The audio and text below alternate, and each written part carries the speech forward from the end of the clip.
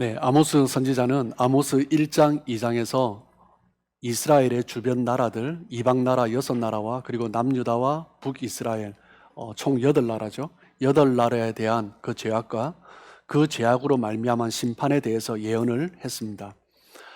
아모스서는 전체 9장으로 구성이 되어 있는데 먼저 2장까지는 8나라에 대한 심판의 예언을 했고, 그리고 3장부터 6장까지 오늘 본문부터 시작되는 아모스의 중간 부분이라고 할 수 있습니다.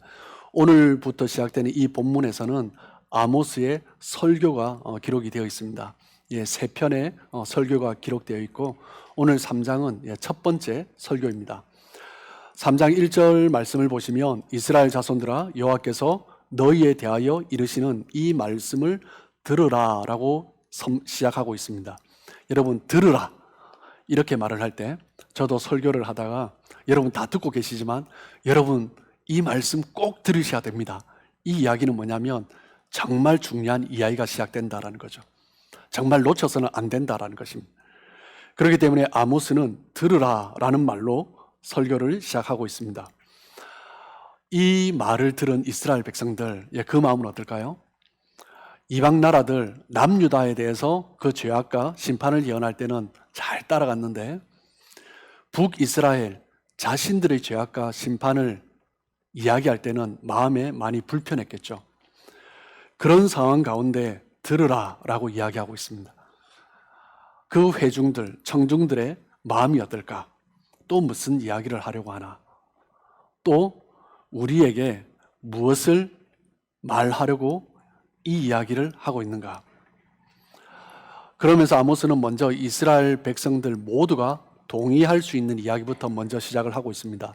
3장 1절을 이어서 보시면 애굽 땅에서 인도하여 올리신 모든 족속에 대하여 이르시기를, 하나님이 우리를 애굽 땅에서 인도하셨고 그리고 가나안 땅으로 이끌어 올려주셨다라는 거죠. 그리고 3장 2절에 조금 더 스윗한 말씀을 하고 있습니다. 내가 땅의 모든 족속 가운데 너희만을 알았나니. 하나님께서 세상의 모든 족속 가운데 이 이스라엘 백성들만 구별했고, 이 백성들만 선택했고, 이 백성들만 알았다라는 거죠. 아모스는 먼저 이 두 구절에서 이스라엘 백성들의 그 마음, 생각을 꿰뚫어 보면서 이야기하고 있는 것 같습니다. 여러분, 지금 이스라엘 백성들의 마음의 상태가 어떠한가? 그것을 먼저 우리는 돌아볼 필요가 있습니다. 이스라엘 백성들은 하나님께서 모든 민족 중에서 유일하게 선택하시고 하나님이 사랑하시는 오직 한 민족, 그 민족이 바로 이스라엘 민족입니다. 그 이스라엘 민족, 하나님이 선택하시고 사랑하시는 그 민족을 하나님이 심판하신다라는 것은 생각을 할 수 없는 것입니다. 이스라엘 백성들이 아마 그러했을 것입니다. 우리가 주중에 사사기 말씀을 함께 묵상하고 있지만, 사사기 말씀은요, 평온해질 때 백성들이 하나님을 떠납니다. 그리고 이제 고통 가운데 힘들 때 하나님 앞에 부르짖죠. 그때 하나님이 어김없이 사사를 세우셔서 그 백성들을 다시 구원해 주시고 평화 가운데 이끌어 가십니다. 애굽에서도 마찬가지죠. 애굽에서 종살이할 때 그 고통 신음소리를 들으시고 모세를 세우셔서 이끌어내어 주시고 인도해 주신 하나님이십니다. 그렇기 때문에 이스라엘 백성들은 자신들의 역사에 봐서도요, 이스라엘 백성을 택한 하나님이 직접 재앙 가운데 있을 때, 어려운 가운데 있을 때 구원을 하시지만 하나님이 직접 재앙을 내리신다. 그것도 이스라엘 백성들을 향하여서, 그것은 생각을 할 수 없는 이야기였습니다. 그때 아모스는 메시지를 계속 이어가고 있습니다. 3장 2절을 다시 한번 보시면 내가 땅의 모든 족속 가운데 너희만을 알았나니. 너희만을 알았나니.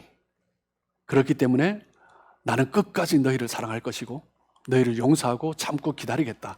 이렇게 나와야 되는데 용서해 주시겠다는 메시지가 아니라 너희만을 알았나니. 그러므로 내가 너희 모든 죄악을 너희에게 보응하리라.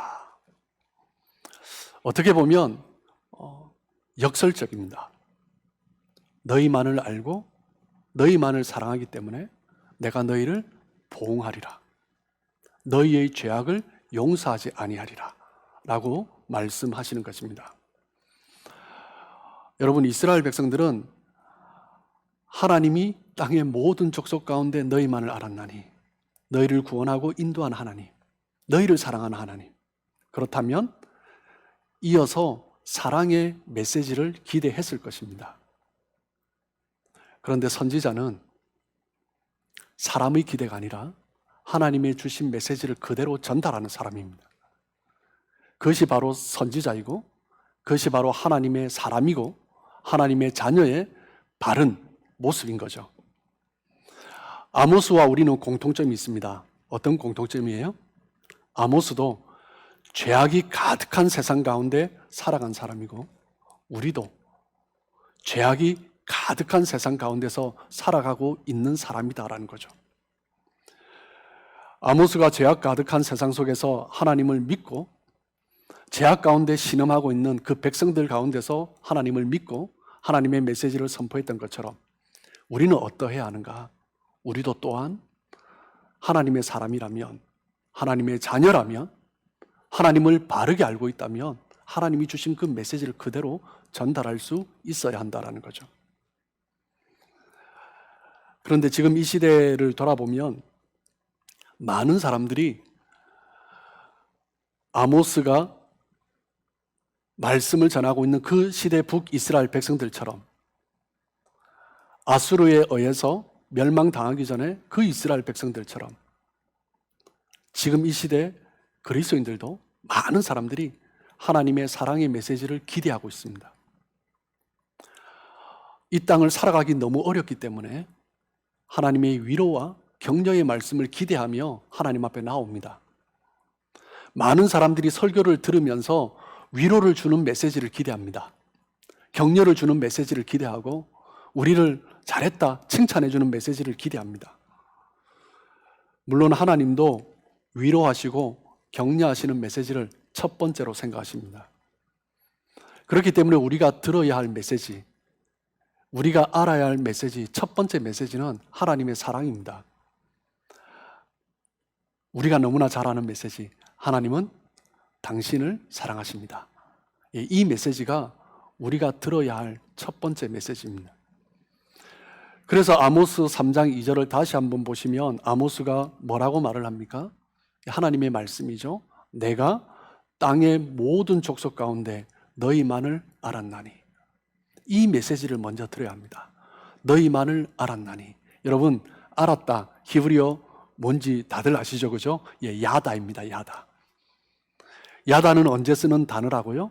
남자와 여자가 동침한 관계에 있을 때, 즉 부부 관계에 있을 때, 서로를 깊이 알아가는 관계에 있을 때 야다, 서로를 안다라고 표현합니다. 저와 저희 아내와의 관계 속에서 여러분이 모르는 것들을 우리는 서로 잘 알고 있습니다. 저보다 저희 아내가 저를 더 잘 아는 것 같아요. 저희 아내가 저보고 여보 저기에서 그거 가져와요 이러면 저는 뭔지 잘 모릅니다. 그런데 저는 두리번 하기만 해도 저희 아내는 알고 이것이 필요한지 알고 탁 갖다 줍니다. 깊이 아는 거죠. 여러분도 다들 그러실 거예요. 부부 관계가 그 깊은 친밀함 속에서 지적으로 아는 것뿐만 아니라 경험적으로 그리고 감정적으로 내 마음을 다해서 서로를 아는 것입니다. 그런 관계가 되었을 때 야다라는 단어를 씁니다. 하나님께서 이스라엘 백성들을 그렇게 아신다라고 말씀하고 계십니다. 한 남자가 한 여인에게 여보 나는 평생 당신만을 알았어요.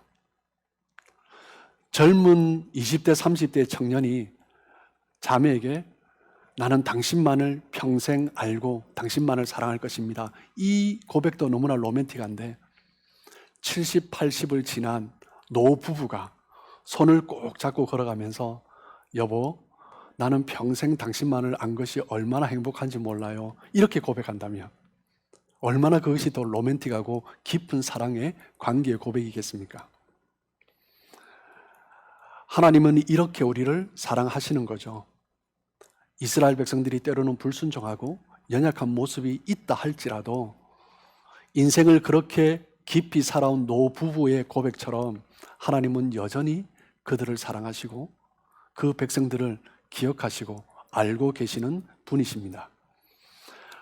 아모스가 이스라엘 백성들에게 이 메시지를 선포하듯이 우리도 이 세상을 향해서 세상의 모습이었다 하든지 사람들의 모습이었다 하든지 환경이었다 하든지 우리는 이 메시지를 먼저 전해야 합니다. 하나님은 당신을 사랑하십니다. 그리고 하나님은 당신을 사랑하기 때문에 결코 당신을 포기하지 않으십니다.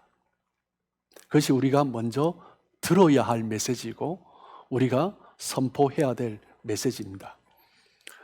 예수님께서 이 땅에 오신 이유 또한 바로 이 메시지죠. 우리가 잘 아시는 요한복음 3장 16절입니다. 자, 같이 한번 외워볼까요? 자, 시작. 하나님이 세상을 이처럼 사랑하사 독생자를 주셨으니 이는 그를 믿는 자마다 멸망하지 않고 영생을 얻게 하려 하심이라. 예수님이 이 땅에 오신 이유는 무엇입니까? 하나님의 사랑입니다. 하나님이 우리를 사랑하셨기 때문에 독생자를 내어주시기까지 자기의 모든 것을 내어주신 거죠. 그렇기 때문에 우리는 이 메시지를 선포해야 됩니다. 하나님은 당신을 사랑하십니다. 당신이 어떠하든지 관계없이 하나님은 모든 것을 내어놓고서라도 당신을 사랑하시고 포기하지 않으십니다. 우리는 주변 사람들에게 이 메시지를 전해야 됩니다. 우리 집사님 오늘 기도해 주셨지만 낙심한 자들에게 우리가 먼저 선포해야 될 메시지가 무엇이에요? 어찌할 바를 몰라서 주저앉아서 포기한 사람들이 참 많습니다. 우리는 그들에게 하나님은 당신을 사랑하십니다. 당신의 모습이 지금 모습이 어떠하든지 하나님은 지금도 당신을 붙들고 계시고 사랑하고 계십니다. 하나님의 그 사랑을 알 때, 하나님의 그 사랑을 경험할 때 일어설 수 있는 거죠. 걱정하고 염려하는 사람들에게 우리는 이 메시지를 전해야 됩니다. 걱정과 염려 자체가 얼마나 우리의 삶을, 내 마음을 갉아매고 있는지 모릅니다. 걱정하고 염려한다는 것 자체가 내가 헤어나지 못하게 만들어버리는 것입니다. 그런데 하나님의 그 사랑을 경험하는 순간 나를 묶고 있는 것이 끊어지는 것입니다. 나를 속박하는 것에서 내가 풀려나는 거죠. 온통 어둡게 보였던 이 세상이 그 먹구름 넘어 보이는 그 위에 떠 있는 태양을 바라볼 수 있는 것입니다. 하나님의 사랑을 경험하면 아무리 주변의 환경이 걱정, 염려 가득한 상황이라 할지라도 하나님 때문에 이겨낼 수 있는 거죠. 우리는 분노하는 사람에게 이 메시지를 전해야 됩니다. 어떤 사람은 상황 때문에 분노하고, 어떤 사람은 사람 때문에 분노하고, 어떤 사람은 하나님 때문에 분노하는 사람도 있습니다. 그런데 이 분노는요, 먼저 우리의 내면을 깨어버립니다. 우리의 내면을 박살내버립니다. 우리의 내면을 흔들어버리는 거죠. 그리고 우리 내면뿐만 아니라 사람들의 관계를 박살내버립니다. 이 분노는 쉽게 잠재울 수 없습니다. 방법은 사랑밖에 없습니다. 하나님의 사랑, 하나님이 나를 사랑하신다. 그것을 알고 있으면 이 분노 또한 잠재울 수 있습니다. 하나님의 함께 하심을 경험하면 분노가 녹아지는 거죠. 우리는 교만한 사람들에게 이 메시지를 전해야 됩니다. 교만한 사람을 보면 다들 똑같은 반응이시겠죠. 예, 피하고 싶습니다. 먼저 피하고 싶은 마음이 듭니다. 그런데 교만한 사람들의 공통점은요, 사실 외로운 사람들입니다. 교만은 자신의 존재적 열등감을 이겨내지 못해서 스스로 높여놓는 것이 바로 교만입니다. 텅 빈 자기 자신을 직면하지 못하는 거죠. 왜 그렇습니까? 텅 빈 나의 내면의 모습을 직면하면 내가 상처를 받기 때문입니다. 그래서 교만한 사람들은 자기 자신이 상처받지 않기 위해서 자기를 높여놓고 다른 사람을 조금 내리는 말을 하는 거죠. 그러면서 먼저 상처를 주는 것입니다. 그렇기 때문에 교만한 사람들이 있다면 우리는 피하고, 물론 조심해야 되겠지만 그냥 그 사람을 배척하고 외면하는 것이 아니라 우리는 사랑으로 다가갈 수 있어야 하는 것입니다. 그리고 그 하나님의 사랑을 경험할 때 텅 빈 내면이 채워지고 자기 자신을 스스로 올렸던 것을 낮출 수 있는 거죠. 그렇기 때문에 우리가 전해야 될 메시지는 하나님의 사랑입니다. 여러분, 우리 그리스도인들이 먼저 항상 들어야 될 메시지, 우리가 말씀을 읽으면서 매일 묵상을 하면서 기도를 하면서 먼저 하나님 앞에 들어야 될 메시지, 하나님은 나를 사랑하신다라는 것입니다.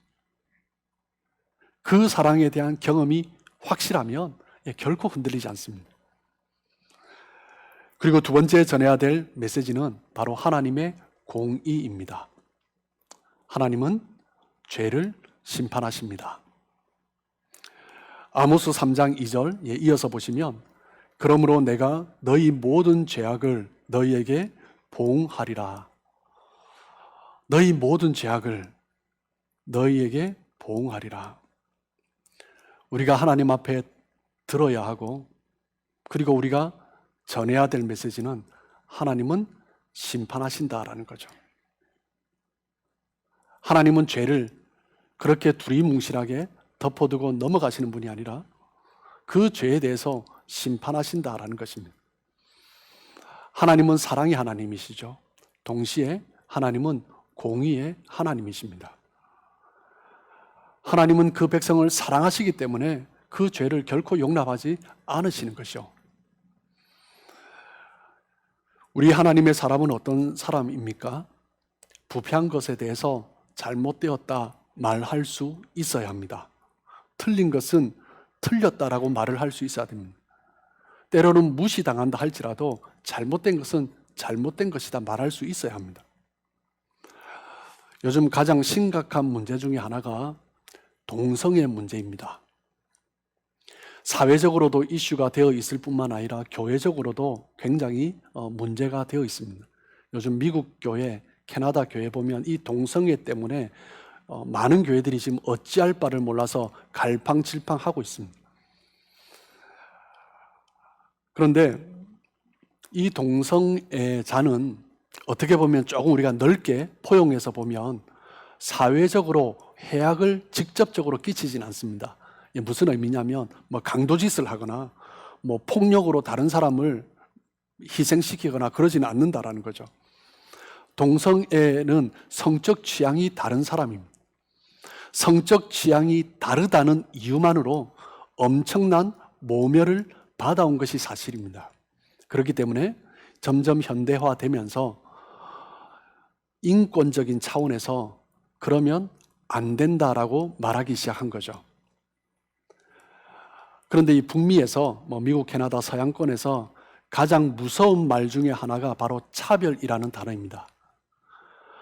어떤 환경에서도 discrimination, 이 차별이라는 말이 뉘앙스가 비춰지면 사람들이 들고 일어납니다.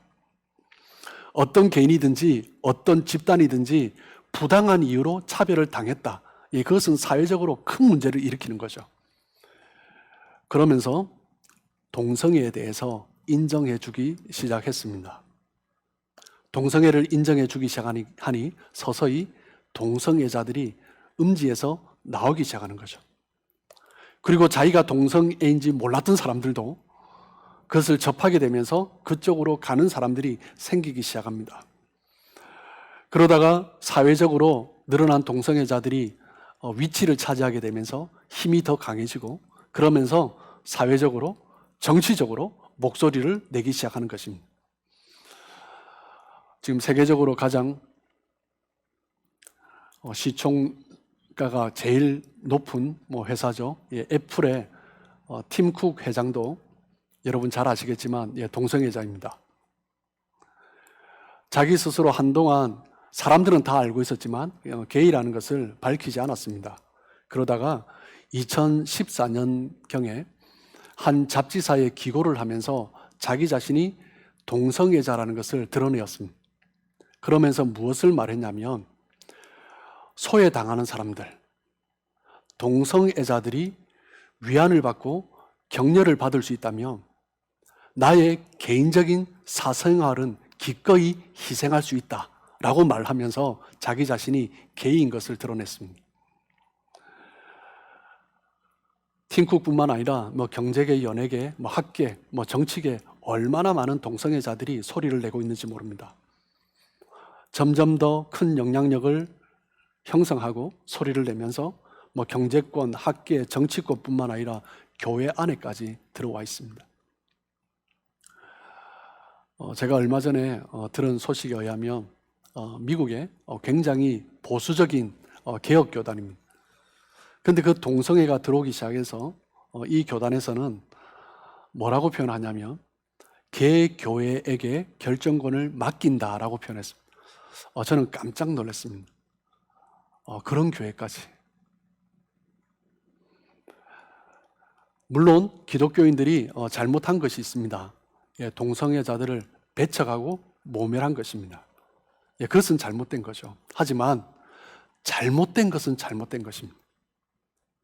불쌍하다고 품어야 하지만, 그런데 잘못된 것을 인정해 주는 것은 아니다라는 것입니다. 내가 그 말을 했을 때 내가 손해를 보고 피해를 본다고 할지라도, 교회가 손해를 보고 피해를 본다고 할지라도 용납하지 않을 것은 용납하지 않아야 하는 거죠. 그것이 바로 하나님의 메시지죠. 하나님이 허락하지 않은 것을 교회가 허락하면 됩니까? 허락하면 안 되죠. 하나님이 아니다라고 하는 것은 끝까지 하나님의 사람이라면 아니다라고 말을 할 수 있어야 한다라는 것입니다. 그런데 말해야 할 것을 말하지 않는 그리스도인들이 있습니다. 어떤 사람은 틀린 말을 하는 사람도 있습니다. 무엇 때문에요? 자기가 손해보지 않기 위해서, 내 교회가 손해보지 않기 위해서, 사회적으로 외면당하지 않기 위해서 말해야 할 것을 말하지 않고 알아서 하라는 거죠. 말해야 할 것을 말하지 않고 다른 말을 하는 것입니다. 그러면 결국 교회가 외면당하고, 교회가 외면당한다는 것은 복음이 외면당하는 것입니다. 점점 그렇게 되면서 바른 복음을, 바른 진리를 선포하는 사람이 오히려 세상에서 조롱거리가 되어가는 세상이 되어버렸습니다. 아모스 시대가 바로 그러한 시대였습니다. 이스라엘 백성들이 자신의 말을 외면할 것이라는 것을 알면서도 아모스는 확신 가운데 하나님이 주신 메시지를 그대로 전달하는 것입니다. 신학교 출신도 아닌, 선지학교 출신도 아닌 목자 출신의 사람이 무슨 예언을 하고 무슨 설교를 하냐고 하면서 배척할 것이라는 것을 알면서도 불구하고 아모스는 하나님이 주신 메시지이기 때문에 확신 가운데 선포하는 거죠. 다시 한번 아모스는 아모스 3장 3절에서 6절까지의 말씀을 통해서 7가지 질문을 던지면서 그 정당성을 왜 내가 선포해야 되는지, 7가지의 수사적 질문을 통해서 자신의 정당성을 이야기하고 있습니다. 질문을 던지면서 왜 하나님의 메시지를 선포해야 하는가? 왜 내가 하나님으로부터 온 메시지를 선포하고 있는가? 그것을 이야기하고 있는 거죠. 3장 3절입니다. 두 사람이 뜻이 같지 않은데 어찌 동행하겠느냐? 대답은 무엇입니까? 아니요라는 거죠. 아모스는 목자 출신으로서 먼 길을 걸어가 보았습니다. 그리고 때로는 다른 목자와 같은 방향으로 가기도 했겠죠. 그런데 뜻이 같지 않으면, 두 사람이 걸어가는데 뜻이 같지 않으면, 가는 방향이 다르면 같이 갈 수 없다라는 거죠. 같이 가려면 먼저 목적지를 맞추어야 하고 언제 갈지 시간을 함께 맞추어야 하는 것입니다. 그런데 그것이 맞지 않으면 어찌 동행하겠느냐라는 거죠. 아니다라는 것입니다. 두 번째 질문입니다. 3장 4절에 사자가 움킨 것이 없는데 어찌 수풀에서 불을 짓겠느냐? 움킨 것이 없는데 불을 짓겠습니까? 아니요라는 거죠. 아모스는 목자 출신으로서 사자가 얼마나 위험한 존재인지 잘 알고 있습니다. 그런데 사자가 부르짖는다는 의미는 무엇이냐면 무언가를 움켜쥐었다는 거죠. 사자는 사냥감을, 먹잇감을 잡으려 할 때 소리를 내지 않습니다. 여러분 동물의 왕국이나 어떤 그런 영상들을 보셨겠지만 사자는 사냥하기 직전 소리를 죽입니다. 몸도 낮추고 숨을 죽여서 때로는 몇 시간 동안도 엎드려서 기다립니다. 그러다가 순간적으로 먹이가 있을 때 그때 달려가서 포획하는 것입니다. 그런데 그 수풀에서 사자의 부르짖는 소리가 들린다면 사자가 이미 먹잇감을 가지고 있다는 거죠. 다른 동물이 접근하지 못하도록 겁을 주기 위해서 소리를 내는 것입니다. 그것이 바로 으르렁거리는 소리죠. 그리고 아모스는 다시 이야기합니다. 3장 4절 이어서 보시면 젊은 사자가 잡은 것이 없는데 어찌 굴에서 소리 내겠느냐. 굴에서 사자가 쉬러 들어가는 거겠죠. 그런데 굴에서 으르렁거리는 소리를 내고 있다면 접근하지 말라는 거죠. 먹잇감이 있기 때문입니다. 막 짐승을 잡아와서 먹고 있는 거죠. 그 정도는 목자가 아니라도 이 이스라엘의 그 수도권에 있는 그 사람들, 도시에 있는 그 사람들도 다 아는 사실입니다. 그렇기 때문에 그럴 수 있느냐라는 거죠. 없다라는 것입니다. 아모스 3장 5절입니다. 덫을 땅에 놓지 않았는데 새가 어찌 거기 치겠느냐. 이 질문에 대한 대답도 아니다라는 거죠. 새가 어디엔가 끼어서 날지 못하고 있다면 누군가 덫을 놓았다라는 것입니다. 그리고 3장 5절 이어서 보시면 잡힌 것이 없는데 덫이 어찌 땅에서 튀겠느냐. 이것도 아니다라는 거죠. 무엇이 잡힌 것이 있기 때문에 덫이 튀어서 잡는다라는 것입니다. 덫이 막 튀어 올랐다면 먹잇감 어떤 짐승이 잡혔다라는 거죠. 3장 6절입니다. 성읍에서 나팔이 울리는데 백성이 어찌 두려워하지 아니하겠느냐. 이 질문에 대한 대답도 아니요입니다. 성읍을 지키는 파수꾼이 적이 공격해 오면 그때는 파수꾼이 어떻게 합니까? 나팔을 붑니다. 성읍의 사람들이 나팔 소리를 들으면 두려워할 수밖에 없는 거죠. 누군가 공격해 오고 있다는 것입니다. 곧 전쟁이 일어난다는 거죠. 전쟁이 임박했다는 것입니다. 그렇기 때문에 나팔 소리를 듣는 성읍의 사람들은 전쟁을 준비하거나 피하거나 그런 준비를 해야 된다는 거죠. 3장 6절 이어서 보시면 여호와의 행하심이 없는데 재앙이 어찌 성읍에 임하겠느냐. 그럴 수 있느냐? 그럴 수 없다라는 거죠.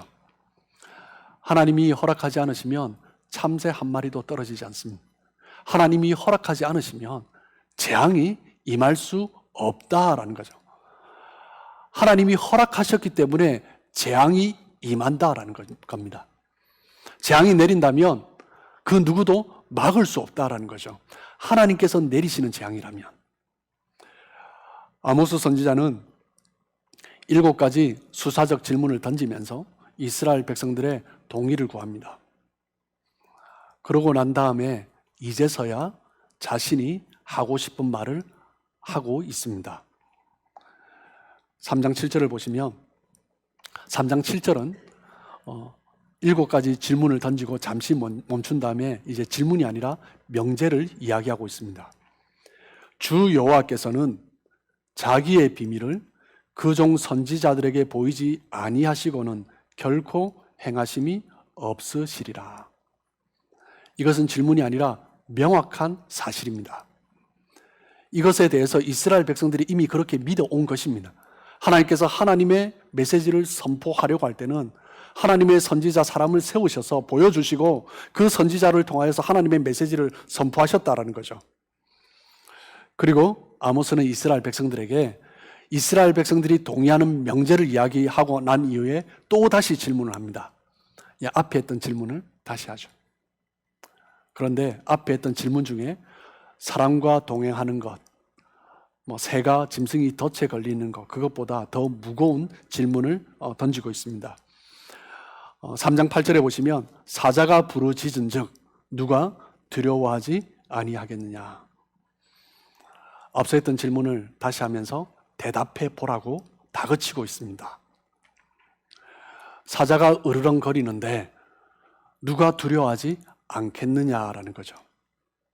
그런데 지금 아모스 선지자가 이야기하는 것은 사자는 하나님이시고 그 먹잇감은 지금 이스라엘 백성이다라는 거죠. 그리고 3장 8절에 이어서 말을 합니다. 주 여호와께서 말씀하신즉 누가 예언하지 아니하겠느냐. 사자가 하나님이시고 먹잇감은 이스라엘이고 그 으르렁거리는 소리는 아모스 자신의 메시지다라는 거죠. 이제 이스라엘 백성들은 아모스 선지자를 통하여서 사자가 포효하듯이 으르렁거리는 하나님의 소리를 듣고 있는 것입니다. 아모스는 오늘 본문에서 이스라엘 백성들이 듣기에 너무 불편한 메시지를 전하고 있습니다. 말하는 것 자체가 너무나 꺼릴 수밖에 없는 그 이야기를 지금 하고 있는 거죠. 아모스는 지금 오늘 본문에서 두 가지 메시지를 전했습니다. 그냥 심판하시는 하나님만 전한 게 아니에요. 두 가지를 전했습니다. 그런데 이 메시지를 듣다 보면 심판하시는 으르렁거리시는 하나님에 대해서만 초점을 맞출 수 있습니다. 그런데 아모스는 분명히 두 가지를 전했습니다. 첫 번째는 뭐예요? 하나님은 당신을 사랑하신다는 거죠. 그리고 두 번째, 하나님은 죄에 대해서 심판하신다는 것입니다. 그런데 아모스가 이 두 번째에 대해서 더 강조하고 있는 이유는 무엇입니까? 이스라엘 백성들이 지금 진리의 한쪽만 붙들고 있기 때문입니다. 한쪽만 너무 강조하면서 하나님의 택하심을 강조하고 하나님의 사랑에 도취되어서 하나님이 사랑하시기 때문에 뭐든지 괜찮다라는 거죠. 이 죄를 지어도 결국 하나님이 우리를 선택하시고 용서하시고 저 죄를 지어도 하나님이 결국 우리를 사랑하시기 때문에 괜찮다라는 것입니다. 지금 그 위험성에 대해서 아모스 선지자가 일깨워 주고 있는 것입니다. 하나님의 백성으로서 하나님의 사랑을 충분히 누려야 되지만 그 사랑에만 도취되어서 하나님의 백성으로서 지켜야 될 것도 지키지 않으면서 그렇게 살아가서는 안 된다라는 거죠.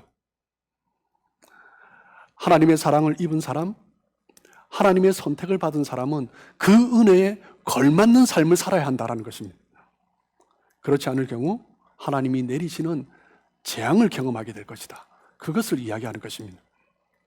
여러분, 하나님은 사랑의 하나님이시면서 동시에 공의의 하나님이십니다. 하나님은 그 백성을 사랑하시기 때문에 그 죄를 용납하지 않으시는 것입니다. 사도 바울은 다른 진리를 전하는 자는 저주를 받을지어다라고 갈라디아서에서 이야기하고 있습니다.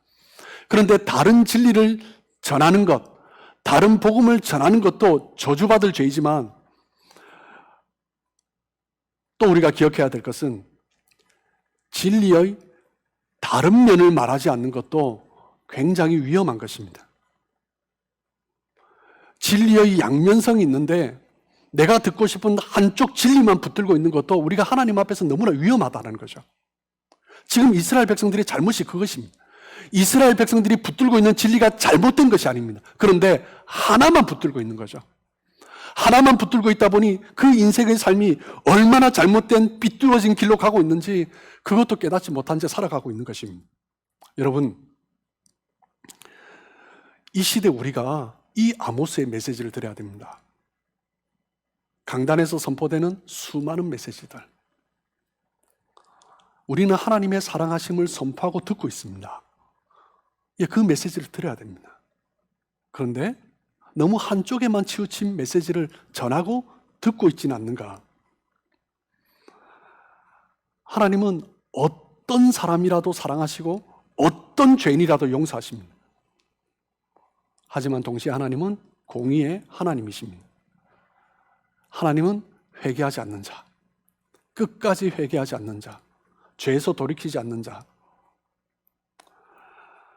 하나님은 회개하는 자에게는 용서하시지만 끝까지 버티고 그것에 대해서, 그 죄에 대해서 포기하지 않는, 그 죄에 대해서는 하나님은 보응하시는 분이시다라는 것을 이야기하는 것입니다.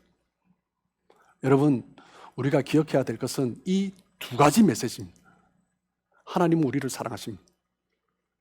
이것을 절대 놓치면 안 됩니다. 그렇기 때문에 그 사랑의 하나님에 대한 책임이 있습니다. 부부가 서로를 사랑한다면 서로에 대한 책임이 있습니다. 그 사랑이 모든 것을 용납하는 것은 아닙니다. 서로에 대한 책임을 지켜야 됩니다. 하나님은 우리를 자신의 아들을 내어주시기까지 사랑하시는 분이십니다.